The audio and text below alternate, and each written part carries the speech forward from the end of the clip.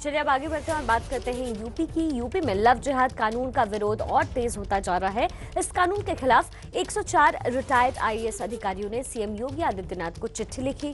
Retired अधिकारियों ने love जिहाद कानून को गंगा जमुनी तहजीब के लिए खतरा बताते हुए इसे वापस लेने की मांग की है।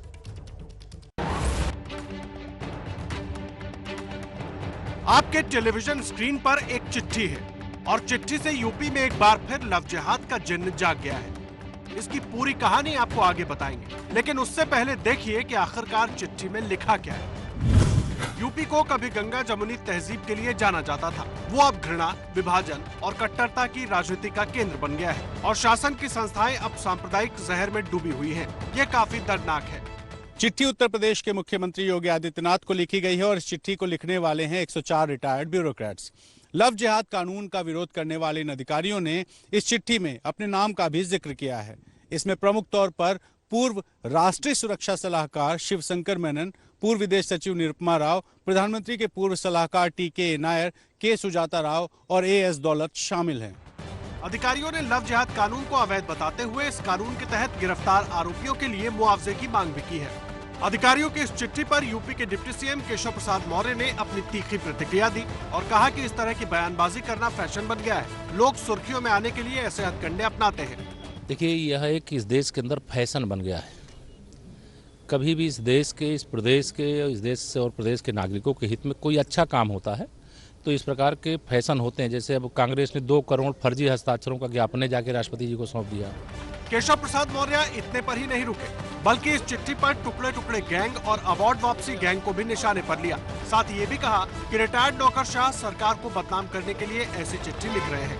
पिछले समय अवार्ड वापसी गैंग जो था, टुकड़े टुकड़े गैंग था, अवार्ड वापसी वाले जितने भी हैं, आप मैं चाहूँगा कि एबीपी के माध्यम से पता कराएं, जिन्होंने बयान दिया था कोई अवार्ड वापस नहीं किया था।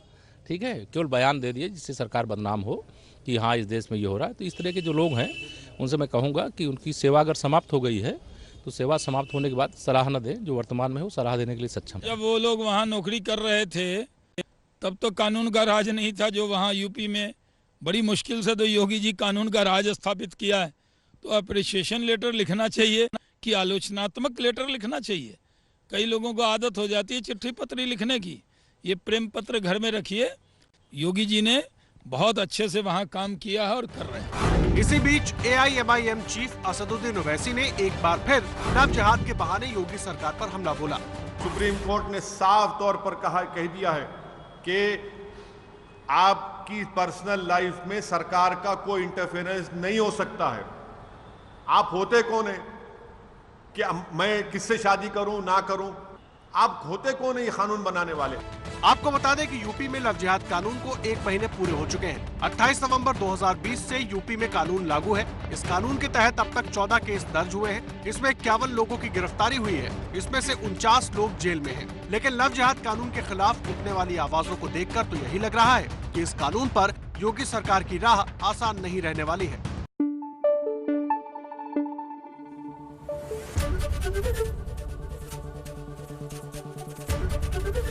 एबीपी न्यूज आपको रखे आगे।